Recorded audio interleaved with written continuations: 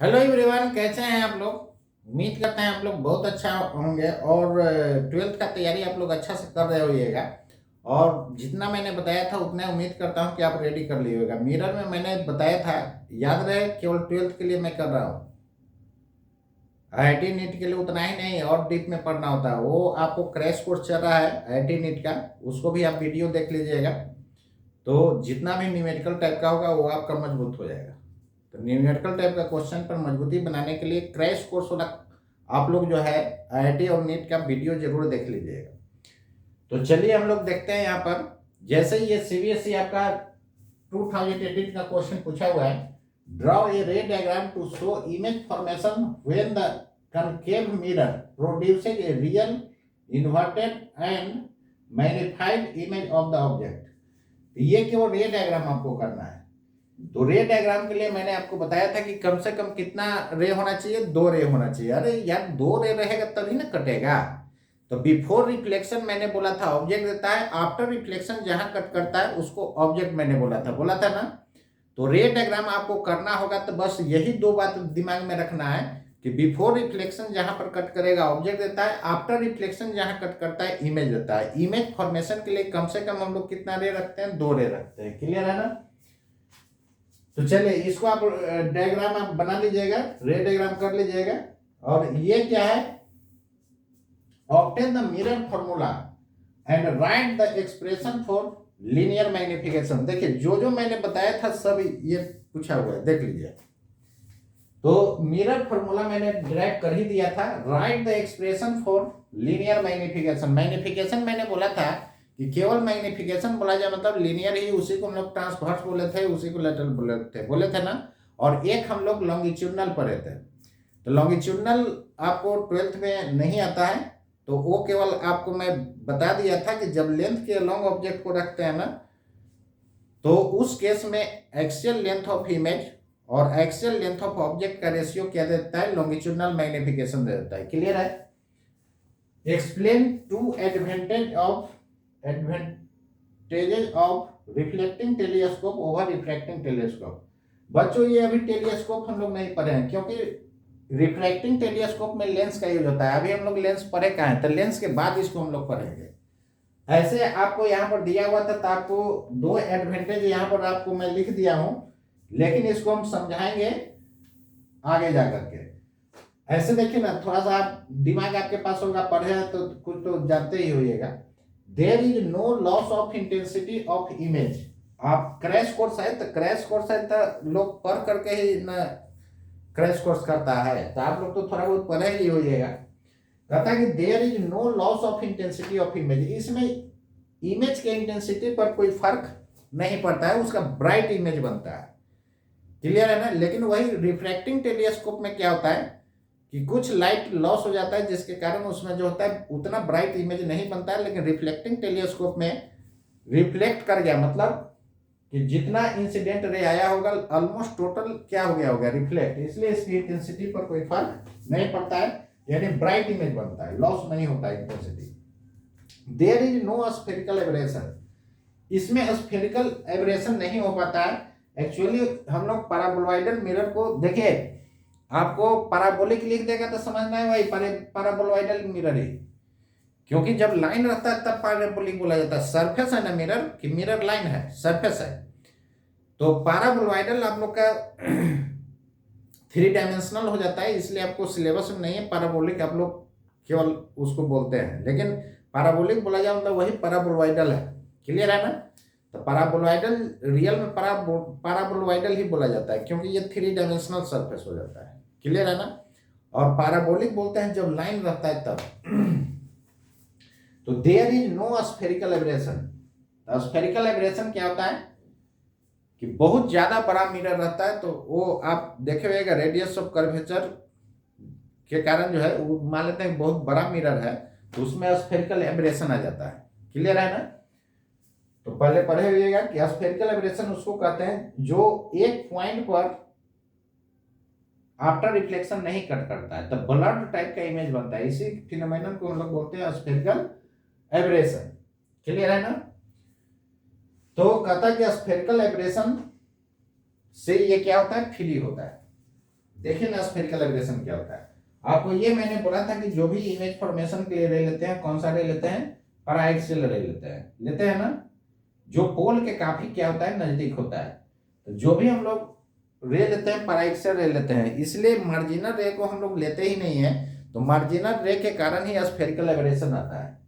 तो देखिए ना, यदि यहाँ पर लाइट रे इंसिडेंट होगा और यहाँ पर, तो ये तो पैरेलल आया तो फोकस से पास करेगा, इधर भी आएगा तो फोकस से पास करेगा। लेकिन ये मार्जिनल वाला क्या होता है ना कि फोकस से न पास करके और कहीं कट जाता है, जिसके कारण एक ब्लड टाइप का इमेज आफ्टर रिफ्लेक्शन यहाँ पर भी कट किया है, यहाँ पर भी कट किया है, तो ब्लड टाइप का इमेज बन जाता है। ब्लड कहने का मतलब छितराया हुआ इमेज। इसी फिनोमेनन को हम लोग बोलते हैं स्फेरिकल एब्रेशन। आप लोग पढ़े हुएगा, नहीं तो फिर आगे हम पढ़ाएंगे।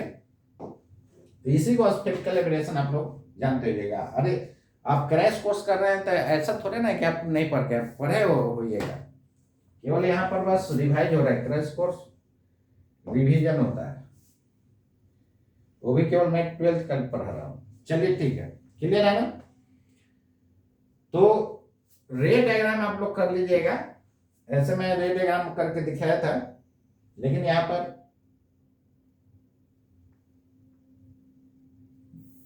जैसे देखिए रे डायग्राम करना है कनकेव मिरर के साथ, ठीक है। तो चलिए एक बार आप करते रहे। ऐसे मिरर फॉर्मूला डायरेक्ट कर रहे थे तो वहां पर आपको मैंने किया था, लेकिन वहां पर पॉइंट ऑब्जेक्ट लिए थे, जिसके कारण आपको पता नहीं चला था कि इन्वर्टेड है क्या है। तो वहां पर भी इन्वर्टेड इमेज बना था। आप सिंपल समझिए, यदि सेम साइड ऑब्जेक्ट जिधर रहेगा उधर इमेज बनता है कनकेव मिरर में, तो हमेशा रियल इमेज बनाता है। और अपोजिट साइड कनकेव मिरर का रहेगा तो क्या हो जाता है, वर्चुअल हो जाता है। जैसे देख लीजिए, मान लीजिए कि यही कोई है ऑब्जेक्ट है, जो रे पैरेलल जाएगा वो कहां से पास करता है, फोकस से पास करता है। This is focus. और दूसरा रे आपको मैंने बोला कि कम से कम हम लोग इमेज फॉर्मेशन के लिए 2 रे लेते हैं, जितने एंगल पर आएगा उतने एंगल पर चला गया। क्लियर है। तो यहां पर ध्यान दीजिए, इधर ये इमेज बन गया। तो निश्चित रूप से जहां पर ऑब्जेक्ट होता है वहीं पर इमेज कब बनेगा, जब सेंटर ऑफ कर्वेचर होगा। अब ये भी बना सकते हैं, कोई एक फिगर बना देना था, देख लीजिए। Draw a ray diagram to show image formation. Magnified image कर रहा है, मैग्नीफाइड मतलब बड़ा बना रहा है। तो ऐसा कीजिए ना, मैग्नीफाइड इमेज कर रहा है मतलब बड़ा बनाना है। तो बड़ा बनाना है तो इसको हटा दीजिए। और बड़ा कब बनता है, बड़ा कब बनेगा, जब ऑब्जेक्ट जो है, ये आपका फोकस है, जब ऑब्जेक्ट जो है इन्फिनाइट पर रहेगा तब तो काफी छोटा बनता है, और सेंटर ऑफ कर्वेचर पर आएगा तो कभी दोनों क्या बन गया था, सेम बन गया था। यही यदि ऑब्जेक्ट सेंटर ऑफ कर्वेचर के बीच में होगा तब क्या होगा, धीरे धीरे इमेज का साइज बढ़ते जाएगा। तो मैग्नीफाइड कर रहा है तो कहीं भी बना दीजिए। तो देखिए ना, यहाँ पर इसके बीच में है। तो जब भी ऑब्जेक्ट को इन्फिनाइट पर रखते हैं तो इमेज फोकस पर बनता है, जब ऑब्जेक्ट को सेंटर ऑफ कर्वेचर पर रखते हैं तो इमेज सेंटर ऑफ कर्वेचर पर बनता है। तो यहां पर अब कहां बनेगा, सेंटर ऑफ कर्वेचर और इंफिनिटी के बीच बनेगा। तो बना दीजिए, यही आपका इमेज हो गया। देखिए ऑब्जेक्ट से बड़ा बन गया कि नहीं, जितने एंगल पर आया था उतने एंगल पर चला गया। आप लोग स्केल से एग्जाम में बनाइएगा, और फोकस और सेंटर ऑफ कर्वेचर के बीच रखेंगे तो क्या होगा, इमेज बड़ा होगा। फोकस पर भी रखिएगा तो इमेज बड़ा होगा, लेकिन इन्फिनाइट पर बनेगा तो दिखेगा नहीं। क्लियर है ना।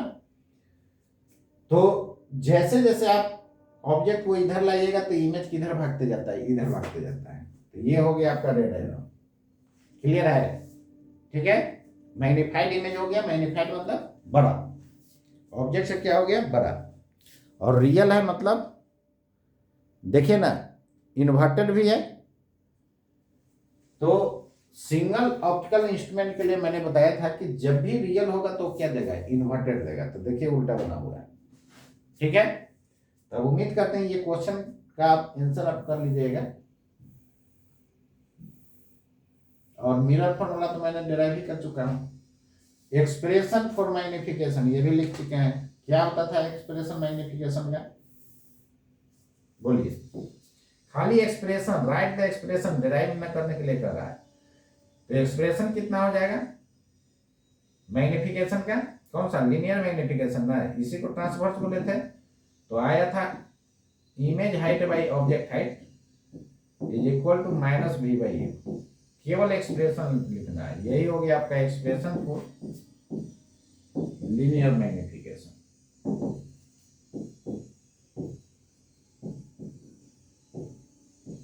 ये सब बता चुके हैं आपको,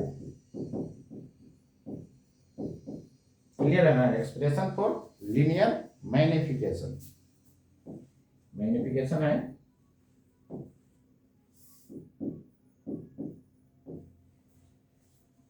तो उम्मीद करते हैं ये क्वेश्चन आपको रेडी हो गया होगा।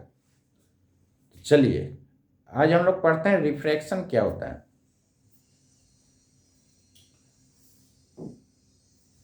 बाकी डिटेल पढ़ने के लिए आप क्रैश कोर्स जो होता है आईआईटी और नीट के लिए, उसको आप वीडियो देखते जाइएगा, ताकि आपको जो है करंट ईयर में आपको एग्जाम भी देने के लिए होगा। तो आईआईटी नीट वाला भी आप क्रैश कोर्स वाला आप वीडियो को देखते जाइएगा। चलिए हम लोग ध्यान से देख रहे हैं इधर। जिनको भी नीट और आईआईटी का करना है वो क्रैश कोर्स ज्वाइन कर लीजिए। और जितना होगा हम लोग अप्रैल वाले डेट के लेकर के चल रहे हैं, अप्रैल और उधर आपका नीट के लिए। ये जनवरी में जो एग्जाम है इसके लिए आप पहले पढ़ ही चुके हैं कहीं। चलिए देखिए इधर रिफ्रैक्शन क्या होता है।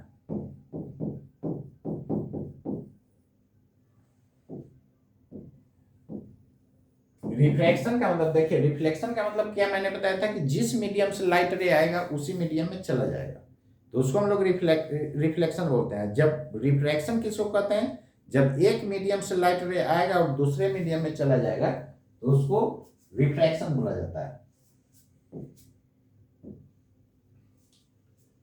जैसे देखिए लाइट रे इधर से आएगा और एक मीडियम से आया और दूसरे मीडियम में चला गया, और देखिए ना यहाँ पर ये नॉर्मल हो गया और ये हो गया एंगल ऑफ इंसिडेंस, ये हो गया एंगल ऑफ रिफ्रैक्शन। इसी को आप लोग आई बोलते थे, इसको आर बोलते थे। ये सिंबल है, कुछ भी ले सकते हैं। जिस मीडियम से आता है ना उसको मीडियम वन बोलते हैं। क्या बोलते हैं, मीडियम वन। और इसका रिफ्रैक्टिव इंडेक्स म्यू1 और इसका म्यू2। म्यू1 म्यू2 क्या है, रिफ्रैक्टिव इंडेक्स है। जिसमें जाता है वो मीडियम 2 होता है। मीडियम क्या होता है, 2 होता है। जब लाइट रेयर से डेंसर आता है तो टुवार्ड्स नॉर्मल, और डेंसर से रेयर जाता है तो अवे फ्रॉम नॉर्मल। तो देखिए तो ये रे अवे फ्रॉम नॉर्मल गया है कि टुवार्ड्स नॉर्मल गया है, अवे गया है। इसलिए निश्चित रूप से ऊपर वाला का रिफ्रैक्टिव इंडेक्स ज्यादा होगा और नीचे वाला का कम होगा। यहाँ पर म्यू क्या डिनोट कर रहा है, म्यू बता रहा है रिफ्रैक्टिव इंडेक्स। म्यू क्या बता रहा है, रिफ्रैक्टिव इंडेक्स। क्लियर है ना। तो म्यू यहां पर आपका हो गया रिफ्रैक्टिव इंडेक्स। आप सिंपल ये याद रखिए कि जिस मीडियम से आएगा, इनकमिंग फर्स्ट आउटगोइंग सेकंड याद रखना है। इनकमिंग फर्स्ट आउटगोइंग सेकंड, बस इतना ही माइंड में रखना है। Incoming first medium and outgoing is called second medium. तो जिस मीडियम से लाइट रे आता है वो फर्स्ट मीडियम होता है, जिसमें जाता है वो सेकंड मीडियम होता है। क्लियर है। अब यहां पर ध्यान दीजिए, एंगल ऑफ डेविएशन यदि पूछा जाए तो अपना पाथ से जितना एंगल से मुड़ जाता है उसी को हम लोग बोलते हैं एंगल ऑफ डेविएशन बोलते हैं। क्या बोलते हैं, एंगल ऑफ डेविएशन। क्लियर है ना। अब दूसरा फिगर ऐसा मैं बना रहा हूं। जैसे मान लीजिए लाइट रे ऐसे आए और ये नॉर्मल होता है, और लाइट रे मान लीजिए कि रेयर से डेंसर में आया है, तो डेंसर का मतलब ये नीचे वाला का म्यू ज्यादा होगा, ऊपर वाला कम होगा, तो ऊपर वाला रेयर मीडियम हो गया, नीचे वाला डेंसर। यहाँ पर क्या होगा, ऊपर वाला का म्यू ज्यादा है, तो जिसका म्यू ज्यादा होता है ना उसको डेंसर मीडियम बोलते हैं। क्या बोलते हैं? Denser medium. सिंपल आप याद रखिए ना, डेंस का मतलब क्या होता है? घना होता है यार, डेंस का मतलब घना होता है, इसलिए ये डेंसर मीडियम हो गया। डेंस का मतलब ये होता है क्या? घना। तो ये इसमें घना है मतलब कि वैल्यू ज्यादा है। ये रेयर कहने का मतलब होता है जहां तहां, छेहर जिसको बोलते हैं। अब क्लियर हो गया होगा, तो इसको हम लोग बोलते हैं रेयर मीडियम, यानी जिसका रिफ्रैक्टिव इंडेक्स कम होगा। यहां पर क्या होगा, ये हो जाएगा डेंसर और ये हो जाएगा रेयर। क्लियर है? तो लाइट रे जब डेंसर से रेयर जाता है तो किधर मुड़ेगा? टुवर्ड्स नॉर्मल मुड़ जाएगा। ये रहा आपका एंगल θ1 और ये एंगल रहा θ2। θ1 को हम लोग क्या बोलते हैं? θ1 को बोलते हैं एंगल ऑफ इंसिडेंस बोलते हैं। क्या बोलते हैं? Angle of incidence. और θ2 को बोलते हैं एंगल ऑफ रिफ्रैक्शन। क्लियर हो गया? और ये हो गया रेयर मीडियम और ये हो गया डेंसर मीडियम। इतना बात याद रखना है। आप सिंपल आप ये याद रखिएगा कि इनकमिंग फर्स्ट, आउटगोइंग सेकंड, और एक मीडियम से आया दूसरे मीडियम में चला गया तो इसको हम लोग बोलते हैं रिफ्रैक्शन, और जिस मीडियम से आया उसी में लौट के चला गया तो उसको बोलते हैं रिफ्लेक्शन। और बिफोर रिफ्लेक्शन जहां पर कट करता है ऑब्जेक्ट देता है, आफ्टर रिफ्लेक्शन जहां पर कट करता है वो इमेज देता है। तो नोट कीजिए इसको, बाकी हम लोग आगे देख रहे हैं।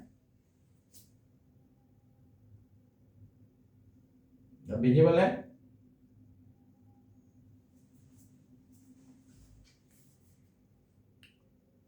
ठीक है यहां तक? चलिए, तो रिफ्रैक्शन का मतलब और रिफ्लेक्शन का मतलब दोनों में फर्क समझे ना। तो आगे हम लोग देख रहे हैं लॉज ऑफ रिफ्रैक्शन क्या होता है। बाकी आप लोग डिटेल पढ़ चुके होइएगा, क्योंकि एक्चुअली हम ये 12th के लिए केवल पढ़ा रहे हैं, और नीट और आईआईटी के लिए देखिएगा ना तो बहुत डीपली इसको हम लोग पढ़ाएंगे, बहुत डीपली पढ़ाएंगे आपको। और मिरर हो या लेंस हो, सब जगह आपको बहुत डीप में मिलेगा। तो आप लोग उस वीडियो को भी देखते जाइएगा। क्लियर है ना? ऐसे आपको क्या होगा कि आपको भी तो एग्जाम देना है ना, तो करंट ईयर में रिजल्ट आ जाएगा तो बहुत अच्छा होगा। तो आप लोग क्रैश कोर्स वाला, नीट और आईआईटी वाला भी वीडियो देखते जाइएगा। तो चलिए देखिए आगे।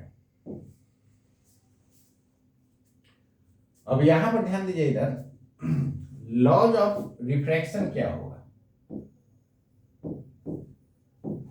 रिफ्रैक्शन,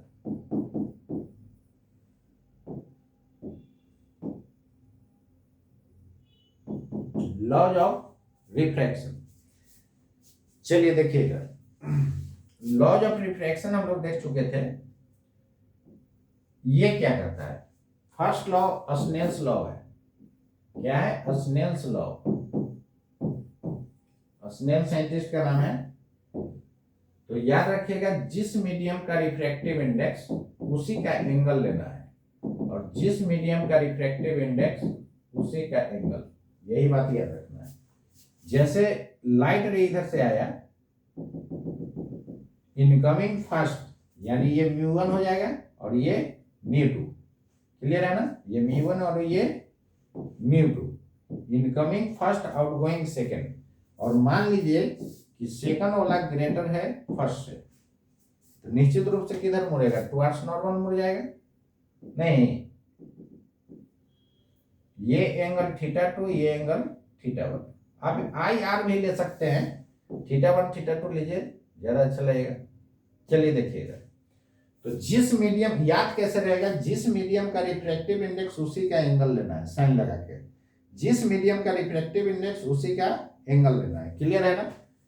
इसी को आप लोग sin θ1 by sin θ2, is equal to लिखते ना μ2/μ1, लेकिन ये याद रखने में आपको दिक्कत करेगा, तो आप इसी को याद रखिएगा, बात बराबर है। तो जिस मीडियम का रिफ्रैक्टिव इंडेक्स होगा उसी का एंगल में साइन लगा देना है, जिस मीडियम का रिफ्रैक्टिव इंडेक्स उसी मीडियम के एंगल में क्या लगा देना है, साइन लगा देना है। और इसी को जब आई आर मान लिएगा तो sine i by sine r बराबर क्या हो जाएगा, μ2/μ1। बात वही चीज है, इसको आई भी आप मान सकते हैं, इसको आर भी मान सकते हैं। क्लियर है? तो यही आपका स्नेल्स लॉ हो जाता है। लेकिन यही जब आईआईटी का क्रैश कोर्स कीजिएगा, चाहे आईआईटी नीट के लिए पढ़ाएंगे, तो स्नेल्स लॉ अलग तरह से बताएंगे, जनरलाइज फॉर्म। लेकिन आप 12th में उसको लिखिएगा तो टीचर जो है मार्क्स देगा नहीं, आप इसी को लिखिएगा। सेकंड लॉ क्या करता है, इंसिडेंट रे रिफ्रैक्टेड रे and normal to the point of incidence and normal to the point of incidence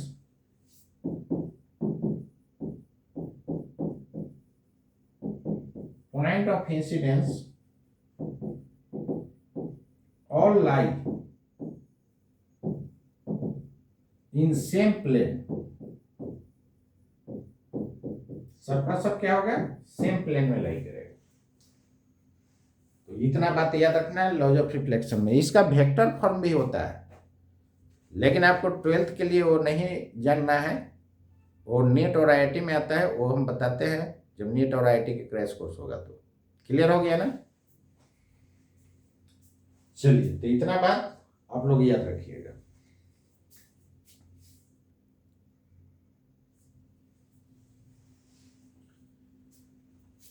next देखिए, कौन इमेज कौन ऑब्जेक्ट होगा उसको मैं दिखा रहा हूं। जैसे देखिए,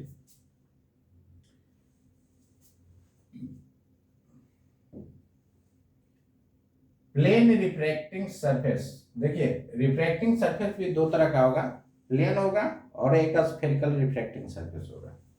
तो रिफ्रैक्टिंग सरफेस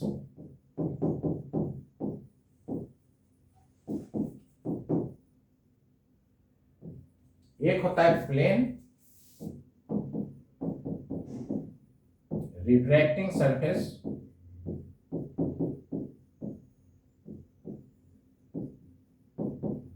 और दूसरा होता है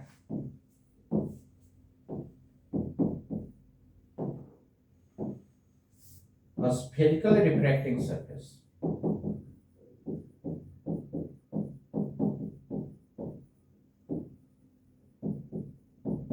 एक प्लेन रिफ्रैक्टिंग सरफेस होता है, दूसरा क्या होता है, स्फेरिकल रिफ्रैक्टिंग सरफेस होता है। यहां से भी आपको एक लॉन्ग आंसर बनता है, उसको हम लोग डिराइव करेंगे। Second μ2/v minus μ1/u is equal to μ2 minus μ1/r। तो चलिए हम लोग सबसे पहले देखते हैं प्लेन रिफ्रैक्टिंग सरफेस। यही रिफ्रैक्टिंग सरफेस को एक तरफ सिल्वर कर दीजिएगा तो क्या बन जाएगा, मिरर बन जाएगा। तो प्लेन रिफ्रैक्टिंग सरफेस कैसा होगा, इमेज फॉर्मेशन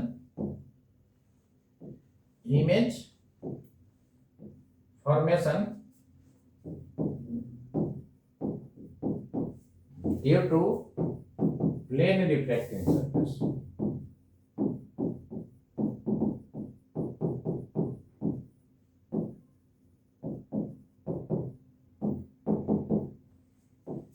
रेल डायग्राम करने के लिए इधर से भी क्वेश्चन आते रहता है, तो आप लोग रेडी कर लीजिएगा। कैसे हम लोग करेंगे रेल डायग्राम, देखिए ना, यहाँ पे यही प्लेन रिफ्रैक्टिंग सरफेस है। मान लीजिए कि ये कोई ऑब्जेक्ट है, बात समझ गए। और रे कहां से निकलता है बच्चों, ऑब्जेक्ट से रे निकलता है। एक बात ध्यान रखिएगा, रे कहां से निकलेगा, ऑब्जेक्ट से रे निकलता है। तो ऑब्जेक्ट से यहां से रे निकलेगा, तो बोलिएगा कि ऑब्जेक्ट में लाइट जलता है क्या। अब देखिए ना, हमसे रे निकल रहा है, जब तक ऑब्जेक्ट से रे आंख तक आएगा नहीं तब तक ऑब्जेक्ट दिखाई देगा नहीं। इसलिए अंधेरा में जब रूम में जाते हैं तो वहां कुछ नहीं दिखाई देता है, क्योंकि वो किसी ऑब्जेक्ट से हमारे आंख तक लाइट आएगा तभी ना दिखाई देगा। और अभी हम आपको दिखाई दे रहे होंगे, क्यों दिखाई दे रहे होंगे? क्योंकि वहां से लाइट आ रहा है, हमारे फेस से रिफ्लेक्ट होके आपके आंख तक जा रहा होगा, इसलिए आपको दिखाई दे रहा होगा। तो यहां पर देखिए, जिस मीडियम से आता है, मैंने क्या बोला, इनकमिंग फर्स्ट, आउटगोइंग सेकंड, एकदम इसी तरह याद रखना है। Incoming first, outgoing second. Incoming मतलब आने वाला, जहां से आएगा वहां फर्स्ट, और जहां गया वहां सेकंड। और जब भी एक मीडियम से दूसरे मीडियम में रह जाता है तो उसको स्पेशल नाम हम लोग रिफ्रैक्शन बोलते हैं। जब एक मीडियम से आया, उसी मीडियम में रिफ्लेक्ट होकर चला गया, तो उसको हम लोग रिफ्लेक्शन बोलते हैं। उस फिनोमेनन क्या बोलते हैं? रिफ्लेक्शन। जिस मीडियम से आता है उसी में जाता है, तो रिफ्लेक्शन। यहां पर देखिए, लाइट रे जो है एक मीडियम से आया, दूसरे मीडियम में जा रहा है। तो मान लीजिए यहाँ पर कौन बड़ा कौन छोटा, तो चलिए हम लोग μ1 को बड़ा मान ले रहे हैं, μ2 को छोटा मान ले रहे हैं। मतलब कि नीचे वाला डेंसर कि ऊपर वाला डेंसर। डेंस मतलब घना, जिसका ज्यादा होगा। अरे घना होगा मतलब ज्यादा होगा, नहीं। आप सिंपल समझिए, कोई कहता ना कि आपका बाल घना है, और एक होके बोलेगा बाल घना नहीं है, तो बताइए तो कौन डेंसर कहलाएगा? जिसका घना है, तो उसमें बाल की संख्या ज्यादा होगा कि कम होगा? ज्यादा होगा। वही बात है यहाँ पर, जो घना होगा, जो डेंसर होगा, उसका म्यू ज्यादा होगा। जब लाइट रे डेंसर से रे जाता है तो किधर मुड़ेगा? अवे फ्रॉम नॉर्मल मुड़ जाता है। और ये क्यों अवे फ्रॉम नॉर्मल मुड़ता है? चलिए देखें ना, यहाँ पर स्नेल्स लॉ हम लोग क्या पढ़े हैं? फ्रॉम स्नेल्स लॉ यही पढ़े है ना, जिस मीडियम का रिफ्रैक्टिव इंडेक्स, जितना बात बोलेंगे उतना ही माइंड में रखना है, देखिए मजा आएगा पढ़ने में। जिस मीडियम का रिफ्रैक्टिव इंडेक्स, उसी मीडियम का एंगल लेना है। तो इस मीडियम में एंगल कितना है? θ1, क्लियर है? और ये हो गया θ2। तो जिस मीडियम का रिफ्रैक्टिव इंडेक्स, उसी का एंगल, इसमें कंफ्यूजन नहीं रहेगा। लेकिन वही sin i by sin r is equal to μ2 by μ1 याद रखिएगा ना, तो उसमें कंफ्यूजन होगा कि ऊपर μ2 होगा कि μ1 होगा। यहाँ पर कोई कंफ्यूजन नहीं है। जिस मीडियम का रिफ्रैक्टिव इंडेक्स, उसी का एंगल में साइन लगाना है, और जिस मीडियम का रिफ्रैक्टिव इंडेक्स, उसी का एंगल। क्लियर है? अब खुद समझिए, ये अवे फ्रॉम क्यों जाता है? ये लोग केवल रट्टा मार जाता है। चलिए उसको हम बता रहे हैं क्यों जाता है। आप खुद समझिए, ये एंगल बड़ा दिख रहा है कि ये एंगल बड़ा दिख रहा है? ये एंगल बड़ा दिख रहा है। म्यू किसका जाता है? μ1 बड़ा है, μ2 छोटा है। तो μ2 छोटा है, μ1 बड़ा है। दोनों तरफ बराबर होने के लिए कौन बड़ा होना चाहिए? ये बड़ा है, ये छोटा है। तो ये छोटा है तो बड़ा संख्या से गुना करेंगे तब ना इसके बराबर आएगा। जिसका मतलब कि sin θ2 निश्चित रूप से sin θ1 से क्या होगा? बड़ा होगा। क्यों? क्योंकि ये छोटा है तो ये बड़ा होना चाहिए, तब ना दोनों का गुना करेंगे तब क्या होगा? इसके बराबर हो सकता है। क्लियर है? तो sin θ2 ग्रेटर होगा sin θ1 से, तो निश्चित रूप से जिसका एंगल ज्यादा होता है, साइन का वैल्यू ज्यादा होता है। तो θ2 ग्रेटर क्या होना चाहिए? θ1। तो यदि ये रे जो है, ये अवे फ्रॉम ना जाकर के ये सीधे चलते चल जाएगा, तो क्या होगा? ये एंगल क्या हो जाएगा? θ1 नहीं। क्लियर है? तो निश्चित रूप से θ1 से ये क्या है? बड़ा है ना। तो θ1 से ये क्या है? बड़ा है। θ1 से ये आपका बड़ा है। क्लियर है? θ1 से बड़ा है। क्लियर है? तो θ1 से बड़ा होने के लिए निश्चित रूप से किधर मुड़ना होगा? अवे फ्रॉम जाना होगा। θ1 से बड़ा तभी ना होगा θ2। क्लियर हो गया? और ध्यान दीजिएगा, यदि μ2 बड़ा हो जाए, तो μ2 बड़ा होगा तो एंगल कम होना चाहिए। इधर μ1 छोटा होगा तो एंगल ज्यादा होना चाहिए। क्लियर है? तो θ2 कम होना चाहिए। μ2 यदि ज्यादा होगा तो θ2 कम होना चाहिए। तो μ2 ज्यादा होगा तो क्या होगा? ये डेंसर। तो लाइट रे जब रेडर से डेंसर जाता है तो किधर? θ2 को छोटा होना होता है, ऐसे मुड़ेगा टुवर्ड्स नॉर्मल। तो ये हो गया आपका डेंसर, और ये हो गया रेडर। बोलिए, कोई दिक्कत है? कोई प्रॉब्लम नहीं है? अब ध्यान दीजिएगा, मैंने क्या बताया था, बोले थे आपको मिरर में कि सारा कंसेप्ट आपको वही रिपीट होते जाएगा, साइन कन्वेंशन सारा वही रहेगा, क्लियर है ना। और बिफोर रिफ्लेक्शन जहां कट करेगा ऑब्जेक्ट, आफ्टर रिफ्लेक्शन जहां कट करेगा इमेज। यहां पर रिफ्लेक्शन की जगह क्या है, रिफ्रैक्शन है। तो बिफोर रिफ्रैक्शन जहां कट करेगा ऑब्जेक्ट और आफ्टर रिफ्रैक्शन जहां कट करेगा वो इमेज देता है। तो बिफोर रिफ्रैक्शन यहां कट कर रहा है ना, तो ये ऑब्जेक्ट होगा, और आफ्टर रिफ्रैक्शन ये रे लग रहा है कि कहीं पीछे कट कर रहा है, यहां से जाते हुए नजर पड़ रहा है ना, तो ये क्या हो जाएगा, इमेज। तो बिफोर रिफ्रैक्शन ऑब्जेक्ट देता है, आफ्टर रिफ्रैक्शन इमेज देता है। तो यहां पर भी सेम कंसेप्ट मिरर वाला याद रखना है, वहां रिफ्लेक्शन था, यहां रिफ्रैक्शन है। तो मैंने क्या बोला था कि एक जगह आपका क्लियर हो गया तो पूरा ऑप्टिक्स क्लियर हो जाएगा। इसमें साइन कन्वेंशन में ही लोग गलती करते हैं, और ऑब्जेक्ट और इमेज को पहचानने में जो कि बहुत मैं अच्छा ट्रिक्स बताया कि बिफोर वाला ऑब्जेक्ट आफ्टर वाला इमेज, बिफोर वाला ऑब्जेक्ट आफ्टर वाला इमेज, यानी बिफोर रिफ्लेक्शन या रिफ्रैक्शन जहां कट करता है ऑब्जेक्ट देगा, और आफ्टर रिफ्लेक्शन या रिफ्रैक्शन जहां कट करता है इमेज देगा। क्लियर है। तो अभी स्टार्टिंग है इसलिए आपको थोड़े थोड़े पढ़ा रहे हैं, क्योंकि बहुत सारा स्टूडेंट जो है उसको कुछ भी नहीं आता है, तो इसलिए थोड़ा थोड़ा मैं बता रहा हूं। और इसके बाद जो ऑप्टिक्स का क्लास होगा ना, बहुत ज्यादा हो जाएगा, इसलिए ज्यादा होगा कि सारा कंसेप्ट अब क्लियर हो गया होगा, कौन ऑब्जेक्ट कौन इमेज, बिफोर रिफ्लेक्शन या रिफ्रैक्शन जहां कट करेगा ऑब्जेक्ट, आफ्टर रिफ्लेक्शन या रिफ्रैक्शन जहां कट करेगा इमेज, डॉटेड लाइन से कट करेगा तो वर्चुअल, सॉलिड लाइन से कट करेगा तो रियल। यहां बताइए वर्चुअल होगा कि रियल होगा, या डॉटेड लाइन से कट किया है, रियल में यहां पर कट नहीं किया, ये कटते हुए फील हो रहा है, इसलिए इमेज हो गया वर्चुअल, तो ऑब्जेक्ट क्या हो गया, रियल। यहां पर ऑब्जेक्ट है रियल, तो इमेज कैसा है, वर्चुअल।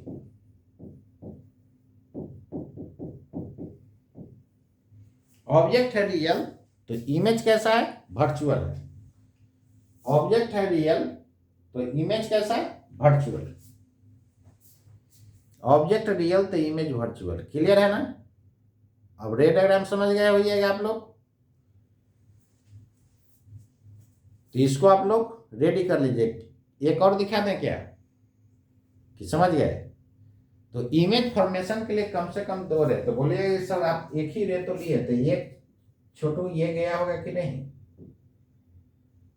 एक जो है ऐसा गया होगा ना, जो आर पार हो गया, तो बोलिएगा कि ये क्रॉस कैसे कर दिया बिना डेविएट किए हुए। चलिए इसको दिखा दे रहे हैं। जैसे हम लोग मिरर में देखे थे, याद कीजिए, आपको बताए थे कि जब लाइट रे ऐसे आया था तो इसी पाथ पर लौट गया था। क्यों, क्योंकि एंगल ऑफ इंसिडेंस 0 था, तो एंगल ऑफ रिफ्लेक्शन भी क्या हो जाएगा, 0। नॉर्मल से हम लोग एंगल लेते हैं, तो आते वक्त 0, जाते वक्त भी 0। क्लियर है। तो इसी पाथ को जब उसी पाथ पर लौट जाता है तो इसको हम लोग बोले थे रिट्रेस, याद आया होगा। ये क्या हो जाएगा, रिट्रेस। इसको रिट्रेस बोला जाता है। यहां पर देखिए, जब सिल्वर नहीं करेंगे तो क्या होगा, रिफ्रैक्टिंग सरफेस। तो बहुत मजेदार है ऑप्टिक्स। यही ट्रांसपेरेंट रिफ्रैक्टिंग सरफेस को एक तरफ सिल्वर कर देंगे ना, तब मिरर बन जाएगा। बात समझ गए। इसलिए आप लोग देखते ही है कि जो ट्रांसपेरेंट ग्लास होता है, पीछे से उसको ढक करके देखिए तो लगभग इमेज बनना शुरू हो जाता है, और कंप्लीट यदि सिल्वर कर दिया जाएगा ना, तो क्या होगा, आपको इमेज क्लियर बनेगा। यहां पर देखिए, जब लाइट रे ऐसे आ रहा है, तो एंगल ऑफ इंसिडेंस 0 है, तो एंगल ऑफ रिफ्रैक्शन भी क्या हो जाएगा, 0। क्यों होगा, ये μ1 है, ये μ2 है। तो जिस मीडियम का refractive index, this is incoming, incoming को 1 बोलेंगे, आउटगोइंग को 2। जिस मीडियम का रिफ्रैक्टिव इंडेक्स, उसी मीडियम का एंगल, एंगल नॉर्मल के साथ कितना बना रहा है, 0। जिस मीडियम का रिफ्रैक्टिव इंडेक्स, उसी मीडियम का एंगल। तो चलिए θ2 फाइंड कीजिए, कितना होगा, sin 0 0 होता है, 0 में हाथी भी गुना कीजिएगा तो 0 हो जाएगा। तो ये 0/μ2 0 हो जाएगा ना, 0/μ2 0, 0/μ2 0। तो किसका वैल्यू 0 होता है? θ2 बराबर क्या हो जाएगा? 0 sin 0 0। नहीं, क्लियर है? तो जितना एंगल ऑफ इंसिडेंस होगा उतना ही एंगल ऑफ रिफ्रैक्शन होगा। तो निश्चित रूप से क्या होगा? नॉर्मल से आते वक्त भी 0, ये नॉर्मल का मतलब परपेंडिकुलर से ये कितना बना रहा है? 0। तब याद रखिएगा, जब भी परपेंडिकुलर टकराता है सरफेस से तो बिना डेविएट किए हुए आर पार हो जाता है, बिना डेविएट किए हुए क्या हो जाता है? आर पार हो जाता है। क्लियर है ना? और एंगल ऑफ डेविएशन कैसे निकालते हैं?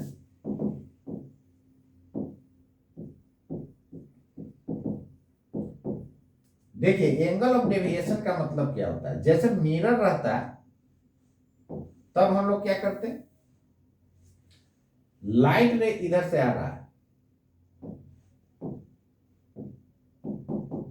यदि ये मिरर नहीं होता, सिंपल समझिए, यदि ये मिरर नहीं होता तो ये बेचारा सीधे चलते चल जाता, लेकिन ये मिरर इधर जाने नहीं देगा, इसको रिफ्लेक्ट कर देगा। क्यों रिफ्लेक्ट करेगा? जितने एंगल पर आएगा उतना ही एंगल पर चला जाएगा, लॉज ऑफ रिफ्लेक्शन। क्लियर है? तो अपना पाथ से, ओरिजिनल पाथ यही था ना, यदि ये मिरर नहीं होता तो ये सीधे चलते चल जाता था। ओरिजिनल पाथ से जितने एंगल से मुड़ता है उसी को हम लोग बोलते हैं एंगल ऑफ डेविएशन। तो डेल बराबर क्या लिखेगा? टोटल एंगल कितना होगा? 180। 180 डिग्री माइनस 2 थीटा, यही हो जाता है एंगल ऑफ डेविएशन। क्लियर है? लेकिन रिफ्रैक्शन के कारण कितना होगा, यहां पर ध्यान दीजिएगा। ये हो गया angle of deviation due to reflection.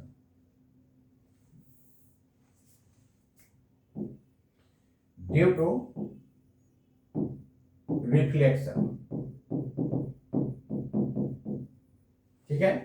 और angle of deviation due to refraction कितना हो जाएगा?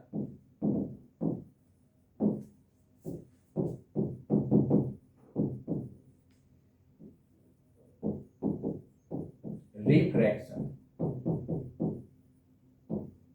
चलिए देखिए, किसको फर्स्ट मानना चाहते हैं? बोलिए। चलिए, इसी को फर्स्ट मान ले रहे हैं, यहाँ ऑब्जेक्ट मान ले रहे हैं।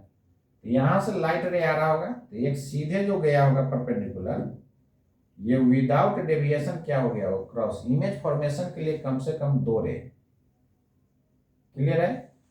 और मान लीजिए कि ये μ1 है, ये μ2 है, अब μ2 ग्रेटर है μ1 से, तो ये रेयर हो गया, ये डेंसर हो गया। तो अब यहां पर ध्यान दीजिए, तो लाइट रे जो है रेयर से डेंसर जा रहा है, किधर मुड़ेगा? टुवर्ड्स नॉर्मल जाना चाह रहा था ये बेचारा सीधे, लेकिन सीधे जाएगा नहीं। यदि ये सरफेस नहीं होता तो सीधे चल जाता, टुवर्ड्स नॉर्मल मुड़ेगा। तब ना ये एंगल ऑफ इंसिडेंस से ये एंगल छोटा होगा। क्यों? क्योंकि यहाँ म्यू बड़ा है तो एंगल छोटा होगा, यहाँ म्यू छोटा है तो एंगल बड़ा होगा। याद रहेगा रेजोनेंस लॉ? अपना ओरिजिनल पाथ से जितने एंगल से मुड़ जाएगा वही एंगल ऑफ क्या हो जाता है? डेविएशन। तो यहाँ एंगल ऑफ डेविएशन डेल बराबर हो जाएगा, टोटल एंगल कितना हो जाएगा? ये एंगल हो जाएगा θ1, नहीं, ये एंगल है θ2, तो θ1 माइनस θ2। इसको याद कैसे रखिएगा? मोर माइनस लेस याद रखिएगा, जो बड़ा होगा बड़ा में छोटा घटा दें। लेकिन इसमें लोग क्या याद रखेगा? ये हो गया आपका क्या? रेयर, और ये हो गया डेंसर। इसमें लोग याद रखता है कि लाइट रे जब रेयर से डेंसर आएगा ना तो टुवर्ड्स नॉर्मल मुड़ेगा, तो उस केस में θ1 माइनस θ2 लिखते हैं। और जब डेंसर से रेयर जाता है तो θ2 माइनस θ1, तो इसे कंफ्यूजन हो जाएगा। सीधे याद रखना है मोर माइनस लेस, जो बड़ा होगा बड़ा में छोटा घटा दीजिए। अब यहाँ पर ध्यान दीजिए इधर, बिफोर रिफ्लेक्शन ये ऑब्जेक्ट हो गया, आफ्टर रिफ्लेक्शन ये रे कहां से आते हुए नजर पड़ रहा होगा? यहां से कोई आदमी आंख लगा करके देख रहा होगा तो ये रे लग रहा होगा कि कहीं पीछे से आ रहा होगा, मतलब कहां कट कर रहा होगा? कहीं पीछे। तो इमेज यहां ना बनेगा, और ये इमेज कैसा हो जाएगा? वर्चुअल। क्योंकि डॉटेड से कट किया है नहीं। तो सारा कंसेप्ट मैं डील कर चुका हूं, इसको आप एक बार फिर देख लीजिएगा। आगे हम राजधानी एक्सप्रेस थोड़ा चलेंगे फास्ट, तो सारा कंसेप्ट यही रिपीट होगा। तो इतना तक आप रेडी हर हाल में कर लीजिएगा। और इधर 2-3 को क्लास आपका नहीं होगा, हम लोग मिलेंगे फिर 2-3 दिन बाद, क्लियर है ना। तो आप लोग इसको रेडी करके रखिएगा और हम फास्टली उसको निकलते चलेंगे आगे। बस इतना बात याद रखना है कि बिफोर रिफ्लेक्शन जहां कट करेगा ऑब्जेक्ट, और आफ्टर रिफ्लेक्शन जहां कट करता है वो क्या देता है बच्चा, इमेज देता है। क्लियर है, समझ गए, देख लिए। चलिए एक बार ऊपर से देख लीजिए, यही था ना। लाइन इसको कॉन्ट्रैक्ट कर दे रहा है, दिख रहा है।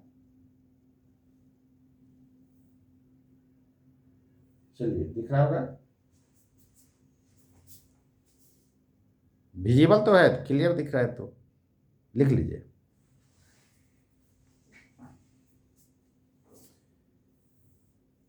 नहीं तो आप वीडियो देखिएगा तो पॉज करके नोट करते चलिएगा। लिख लिया ना, ठीक है यहां तक। तो चलिए इसके बारे में बताएंगे। आफ्टर रिफ्लेक्शन जहां कट करता है वो क्या देता है, इमेज देता है। तो बच्चों जितना मैं बताया हूं साइन कन्वेंशन और कौन ऑब्जेक्ट कौन इमेज, इसी में लोग कंफ्यूज रहता है। यदि ये इतना तक पकड़ लिए आप तो आगे आपको दिक्कत कहीं नहीं होगा। और आपने देखा कि जो मैंने बताया वो आपको एग्जाम में आया हुआ था, तो आप हर हाल में आप रेडी करते चलिएगा। क्लियर है। तो 1 महीना 1.5 महीना में क्या हो सकता है, आप पढ़े हुए हैं उन्हीं को समझ में आएगा जो पहले पढ़ चुके हैं एक बार। ऐसे हम फुल कोशिश कर रहे हैं आपको सारा क्लियर करने का। तो 1 साल आप पढ़े 12th में, तो 1 साल में तो घोल करके पिला दिया जाएगा। हम क्रैश कोर्स ले रहे हैं फिर भी आपको समझ में आ जाता होगा, मैक्सिमम कोर्स समझ में आ जाता होगा, यानी 95% लोग को समझ में आ रहा होगा। तो आप लोग जो है ना हर हाल में इसको रेडी करते जाइएगा। और नीट और आईआईटी वाला जो क्रैश कोर्स चल रहा है उसको भी आप लोग देखते चलिएगा। उसको देखने से फायदा क्या होगा कि 12th में जो न्यूमेरिकल आएगा ना चुटकी में उड़ा दीजिएगा, क्योंकि उसमें डीप न्यूमेरिकल हम बताते हैं, उसमें बहुत डीपली ले जाते हैं। तो आप उसका 30% भी देखिएगा ना तो 12th का चुटकी में उड़ जाएगा। ऐसे 12th लेवल का जो जो क्वेश्चन पूछता है न्यूमेरिकल वो भी हम लगभग आपको डील कर देंगे। क्लियर है। ऐसे मेनली हम लोग का फोकस है थ्योरेटिकल क्वेश्चन पर। आप लोग तो न्यूमेरिकल थोड़ा बहुत बनाए हुएगा, और इसमें हम लोग छोटा छोटा जो न्यूमेरिकल आ चुका है वो हम लोग करते जाएंगे जिस टाइप का आता है 12th में। तो उम्मीद करते हैं आप लोग अच्छे से आप तैयारी कर रहे होइएगा। तो मिलते हैं नेक्स्ट क्लास में, आप इसको रेडी कर लीजिएगा।